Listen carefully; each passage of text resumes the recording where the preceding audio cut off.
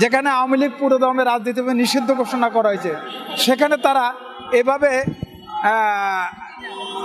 আপনার যে এর নতুন রাজনৈতিক দলের উপরে যে কর্মকাণ্ড চালিয়েছে, এটা আসলে অত্যন্ত দুঃখজনক।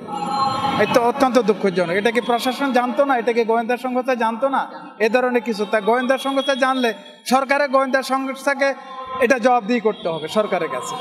আমি মনে করি এটা আসলে যে শুনেন, আসলে এইভাবে হঠাৎ আক্রমণ বা এইভাবে যেই দলের করে, আমার যদি বিপক্ষ দল হয়, রাজনীতি করবে, রাজনীতি করার সবার অধিকার, গণতান্ত্রিক অধিকার। রাজনীতি করবে, আপনার রাজনীতিভাবে রাজনৈতিক প্রতিহত আমরা মঞ্চে করব, রাজনীতি ক্ষেত্রে বলবো, কিন্তু এভাবে আপনার গুপ্ত হত্যা করে মানুষদের উপরে আক্রমণ, এটা আসলে অত্যন্ত দুঃখজনক ব্যাপার। এটা আমরা আশা করি না।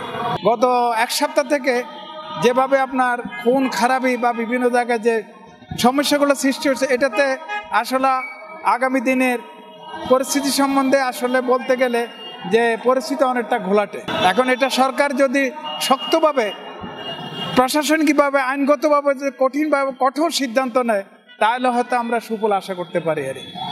আর বিভিন্ন আপনার মনে করেন গত 15 বছর 16 বছর আওয়ামী লীগ সরকারে যারা বিভিন্ন আইন শৃঙ্খলাতে বা বিভিন্ন সংস্থাতে জড়িত ছিল, তারা আসলে ওখানে ঘাপটি মেরে আছে। এদেরকে চিহ্নিত করে আসলে এদেরকে সরাতে হবে।